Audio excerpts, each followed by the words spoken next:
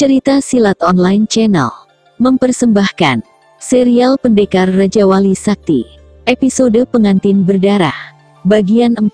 Sinar matahari yang menyeruak masuk melalui pintu yang tak tertutup rapat itu menerpa wajahnya. Kehangatan yang dia rasakan mulai membangunkan kesadarannya dari pingsan yang cukup panjang.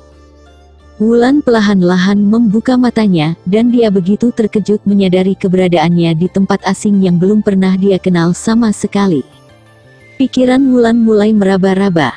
Dia mulai teringat kejadian yang terakhir kali dialaminya, dan tahu-tahu dia sudah berada di tempat ini. Sedikit demi sedikit gadis itu beringsut bangun, dan duduk di tepi balai-balai bambu itu. Sepasang matanya menangkap buntalan kain yang dibawanya dari rumah. Gadis itu mengerutkan keningnya.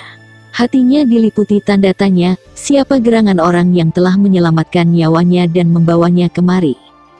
Belum lagi dia sempat menduga-duga pintu bilik yang tak tertutup rapat itu perlahan-lahan terkuak. Wulan beringsut ke sudut.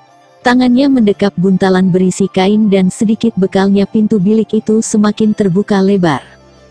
Dan di ambang pintu itu berdiri seorang lelaki muda dan tampan dengan pakaiannya serba putih dan ketat, hingga postur tubuhnya yang tegap dan kekar begitu mudah dikenali oleh Wulan.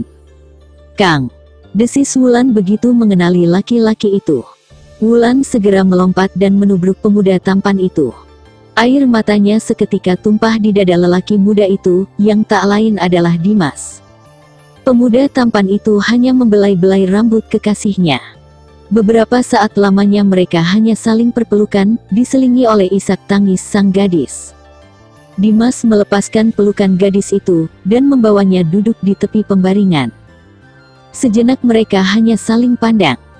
Dengan lembut Dimas mengusap air mata di pipi yang halus kemerahan itu. Wulan membiarkan saja jari jemari kekasihnya menghapus air matanya.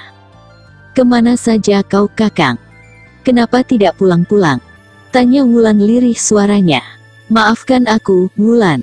Bukan aku tak rindu padamu, tapi pekerjaanku belum selesai," sahut Dimas lembut.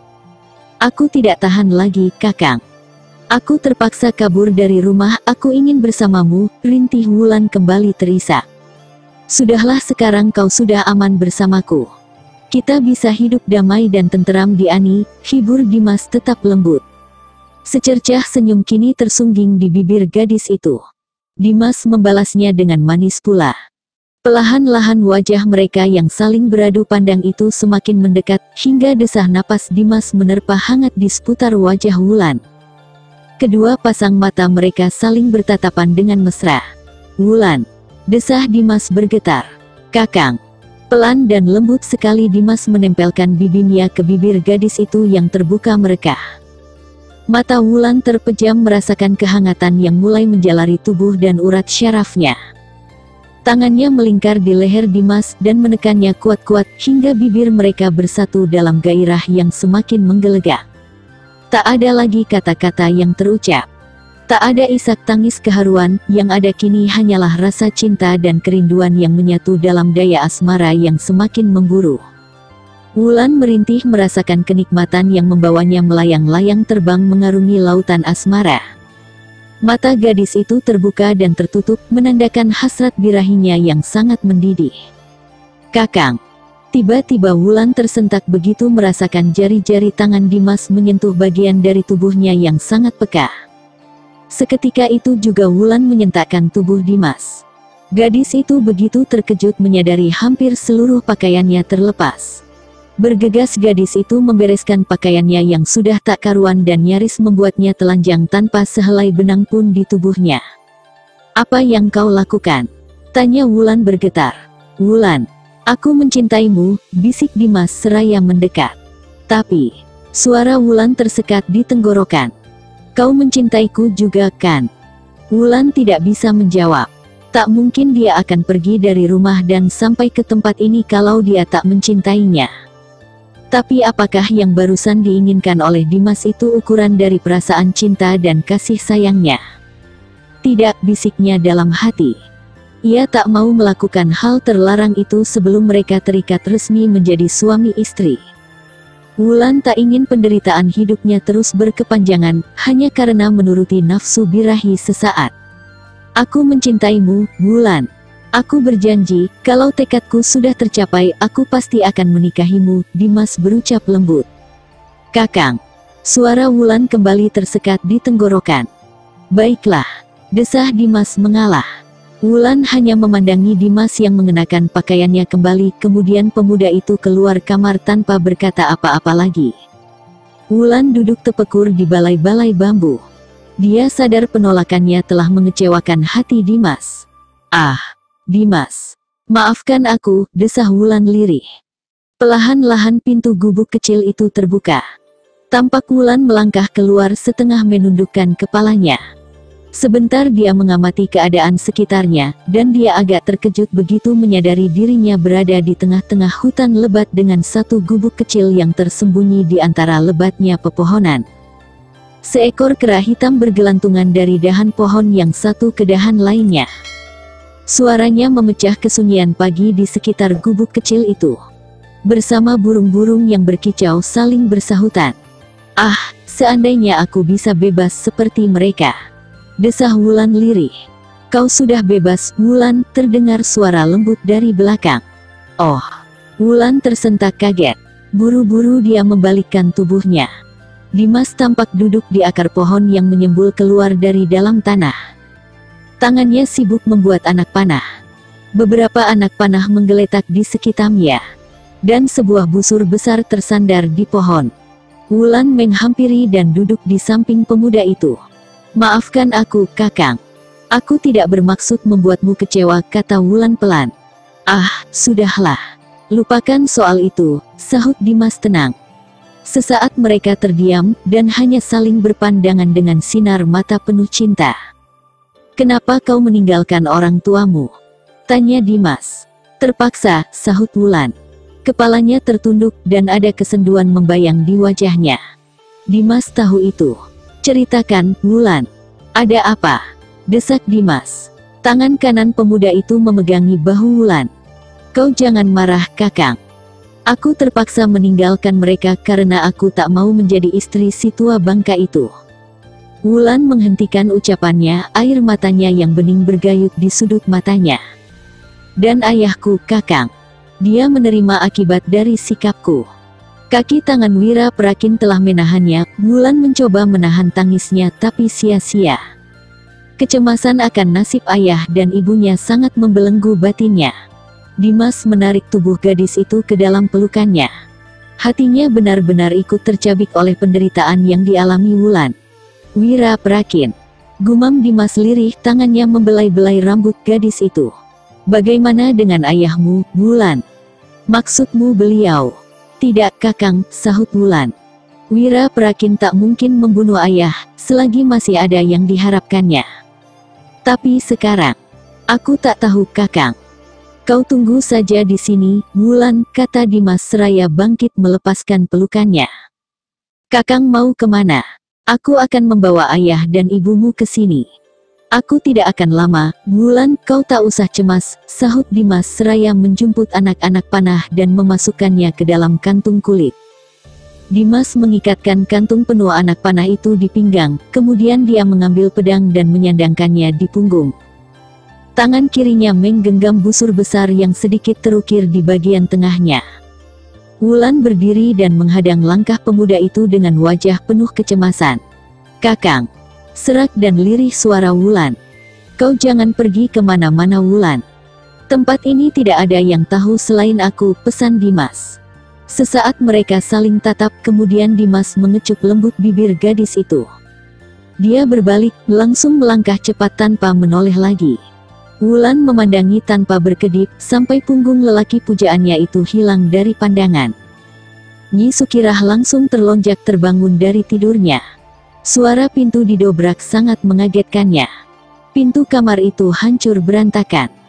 Nyi Sukirah menjerit tertahan melihat seorang laki-laki tinggi besar berdiri di ambang pintu yang hancur. Di belakang laki-laki yang bertampang seram itu, berdiri beberapa orang berpakaian seragam kuning keemasan seperti prajurit kerajaan. Nyi Sukirah tahu orang yang berdiri congkak di ambang pintu itu adalah Kebo Rimang, tangan kanan Wira Prakin. Ya, orang itulah yang turut merampas rumahnya dulu bersama Wira Prakin. Dan kini, sejarah hidupnya kembali terulang. Orang yang terkenal kejam itu kini siap menghancurkan hidupnya kembali. Seret perempuan ini keluar. Cepat, perintah Kebo Rimang. Suaranya terdengar keras dan kasar. Kedua matanya menatap tajam dan memerah. Dua orang anak buahnya langsung bergerak maju ke dalam kamar yang pintunya jebol berantakan. Tanpa banyak bicara lagi, dua orang itu langsung menyeret Nyi Sukirah. Ah! Nyi Sukirah memekik keras begitu tubuhnya dicampakkan. Perempuan tua itu jatuh bergulingan di tanah. Kulit tangannya yang keriput tergores mengeluarkan darah. Nyi Sukirah berusaha bangkit berdiri, tapi salah seorang yang menyeretnya segera menendang keras. Kembali tubuh perempuan tua itu bergulingan di tanah. Dadanya terasa sesak sekali dan rintihannya terdengar memelas. "Di mana anak gadismu, perempuan tua?" tanya Kebo Rimang datar. Nyi Sukirah tidak menyahut, hanya suara rintihannya yang menyayat dan terdengar memilukan. Beberapa kepala bersembulan keluar dari rumah-rumah di sekitar rumah Nyi Sukirah. Tidak ada seorang pun yang berani keluar rumah, apalagi mencampuri urusan ini. Mereka semua hanya bisa mengurut dada iba melihat nasib keluarga Ki Sukirah. "Di mana anakmu, Nyi Sukirah?" Kebo Rimang mengulangi lagi pertanyaannya. Tetap saja Nyi Sukirah tidak menjawab. Dia malah membalas tajam tatapan mata Kebo Rimang. Dia seperti mendapatkan kekuatan batin, tak sedikit pun ada rasa gentar di hati perempuan ini. "Setan!" geram Kebo Rimang. Geledah rumahnya. 5 orang pengikutnya segera beranjak masuk ke dalam rumah itu. Tak lama kemudian mereka sudah keluar lagi. Salah seorang mendekati Kebo Rimang yang berdiri angker memandang tajam pada Nyi Sukirah. "Tidak ada, Gusti," lapor orang itu. "Kurang ajar!" geram Kebo Rimang gusar. "Bakar!" perintah Kebo Rimang kalap. "Oh, jangan!" sentak Nyi Sukirah terkejut. Tapi permintaan itu sama sekali tidak digubris. Salah seorang anak buah Kebo Rimang sudah mencabut obor yang tertancap di bang penyangga beranda. Kemudian melemparkannya ke atas atap, api langsung berkobar besar melahap atap rumah yang terbuat dari daun rumbia kering itu. Nyi Sukirah merintih dan terus meratap. Dia hanya bisa melihat api yang terus melahap rumah tempat tinggal satu-satunya itu. "Kejam. Kalian semua kejam. Binatang!" geram Nyi Sukirah di sela isak tangisnya. "Kau manusia tidak tahu diuntung, perempuan tua. Gusti Wira Prakin sudah terlalu baik padamu. Membiarkan kau, suamimu dan anakmu hidup. Tapi masih juga kau mau bertingkah macam-macam," ujar Kebo Rimang dingin. "Puih, kalian anjing-anjing keparat. Kurang ajar." Plak. Ah! Nyi Sukirah terpelanting keras ke tanah begitu tangan kanan Kebo Rimang menghajar pipinya. Perempuan tua itu jatuh pingsan. Tamparan Kebo Rimang begitu keras. "Ikat perempuan tua itu. Seret dengan kuda." Perintah Kebo Rimang kalap. Salah seorang segera maju mendekati Nyi Sukirah yang tergeletak pingsan. Orang itu mengeluarkan tambang dari balik bajunya, kemudian mengikat tangan Nyi Sukirah, lalu melemparkan satu ujung tambang itu pada temannya yang menunggang kuda. Kebo Rimang melompat tangkas ke atas punggung kuda hitam tunggangannya. Orang-orang Wira Prakin yang jumlahnya tidak kurang dari 10 orang itu, segera berlompatan naik ke punggung kudanya masing-masing. "Jalan!" perintah Kebo Rimang. Baru saja mereka menggebah kuda tiba-tiba. Wutras! Tambang yang mengikat tangan Nyi Sukirah putus. Sebatang anak panah tertancap di tanah tak jauh dari tubuh perempuan tua yang masih pingsan dengan kedua tangannya terikat itu. Kebo Rimang dan 10 orang pengikutnya terkejut setengah mati. Bergegas mereka berlompatan turun. Tampak seorang pemuda tampan berbaju putih ketat berdiri tegak. Busur besar dengan anak panah tergenggam di tangannya. Dan tiba-tiba saja dia menarik tali busur itu, dan "Wut! Salah seorang menjerit keras.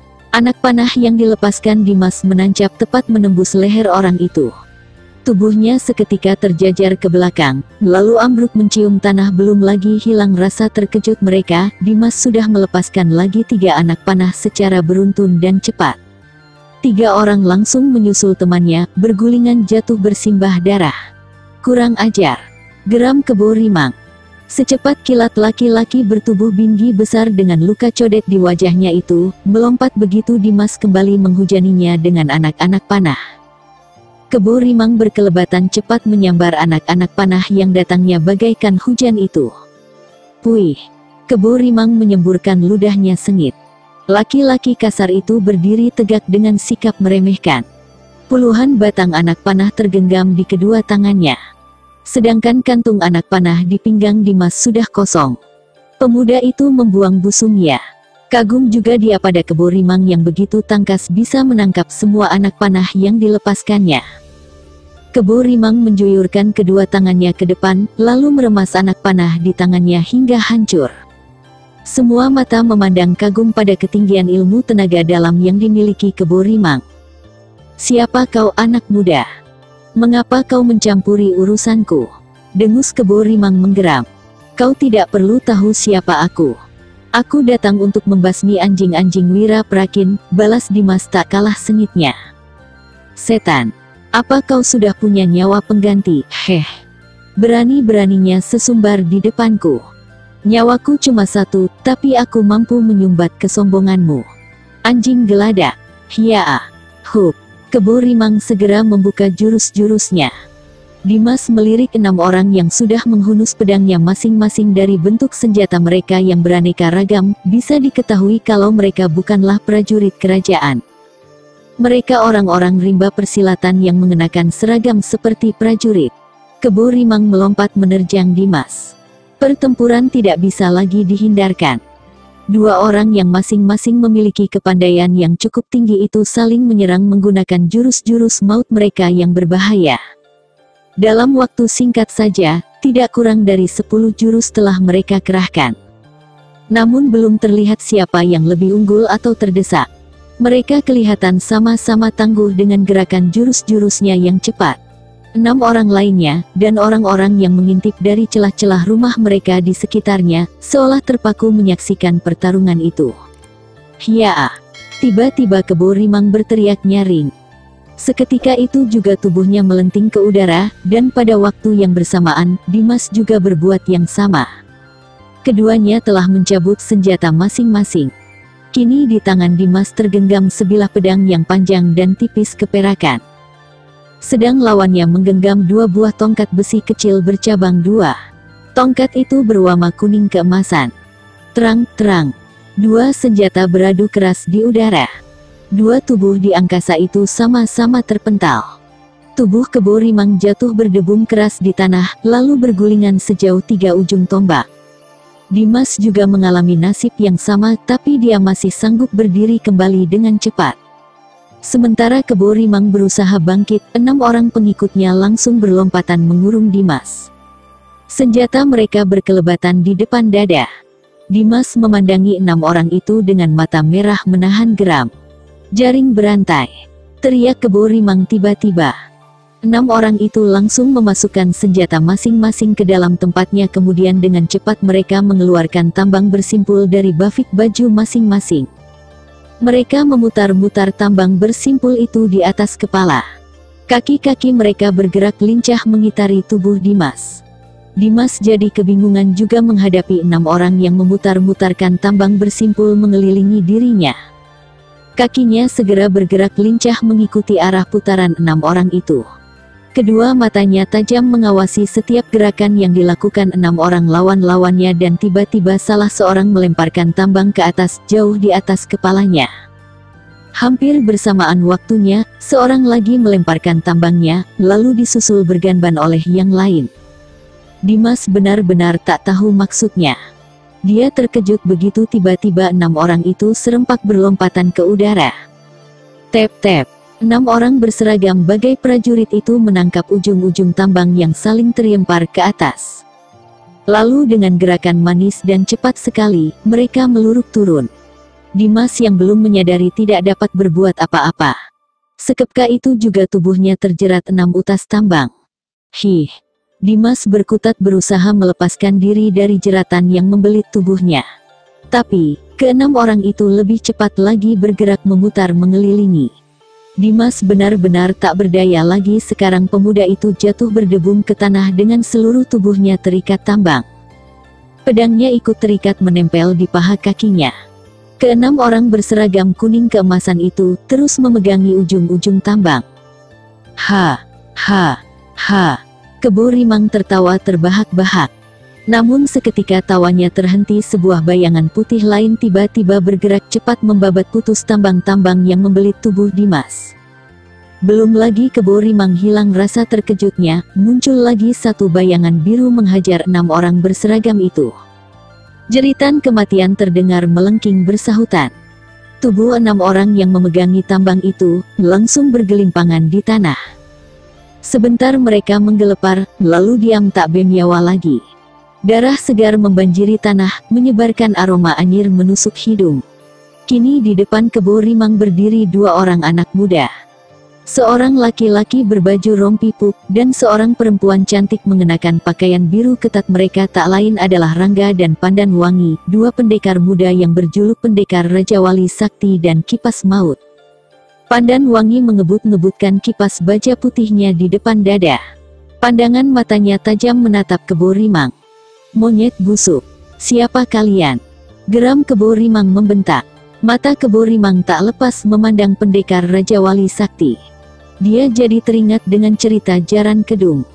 Semua ciri-ciri yang diceritakannya ada pada orang di hadapannya. "Oh, rupanya kau yang membunuh 7 orang anak buahku kemarin," dengus Kebo Rimang tetap memandang tajam pada Rangga. "Benar, dan hari ini giliranmu yang mampus," sahut Rangga tak kalah gertak. "Setan alas, rupanya kau sudah bosan hidup hingga berani mengusik macan, heh. Macan ompong," ejek Pandan Wangi sengit. Kebo Rimang mendelik lebar menerima ejekan itu. Matanya menyipit. Kini di hadapannya berdiri 3 orang anak muda menantangnya. Dimas berdiri di samping pendekar Raja Wali Sakti. Di tangan kanannya tergenggam sebuah pedang. Kebo Rimang mulai surut nyalinya. Dia telah jelas-jelas melihat kalau ketiga orang anak muda itu memiliki tingkat kepandaian yang cukup tinggi, dan tak mungkin baginya untuk bisa menandingi. Tanpa malu-malu lagi, Kebo Rimang melompat ke atas punggung kudanya. Kuda tinggi besar itu bagaikan sebatang anak panah yang terlepas dari busurnya, berlari cepat hingga dalam sekejap saja telah hilang dari pandangan. "Pengecut," dengus Dimas menggeram. "Sebaiknya kau urus saja orang tuamu," kata Rangga mengingatkan. Dimas tersentak, buru-buru ia menghampiri Nyi Sukirah yang masih tergolek pingsan. Pemuda kekasih Wulan itu sekilas menatap rumah yang kini tinggal puing-puing membara mengepulkan asap tipis. Dimas lalu membopong tubuh perempuan tua itu, dan membawanya ke suatu tempat yang teduh. Dimas memeriksa keadaannya. Dia menoleh pada Rangga dan Pandan Wangi yang juga sudah berlutut di samping tubuh Nyi Sukirah. "Bagaimana?" tanya Pandan Wangi. "Hanya pingsan, tidak ada luka yang serius," sahut Dimas. Pemuda itu memandangi Rangga dan Pandan Wangi. Dia agak berkerut juga keningnya, sama sekali dia belum pernah melihat 2 orang yang telah menolongnya ini. Rangga mengerti arti pandangan Dimas, dia tersenyum dan menepuk pundak pemuda itu dengan sikap bersahabat. "Terima kasih atas pertolongan kalian," ucap Dimas membalas senyuman Rangga. "Ah, lupakan saja," sahut Rangga. Bersambung ke Pengantin Berdarah bagian 5. Masih bersama cerita Silat Online Channel. Jangan lupa like and subscribe. Terima kasih.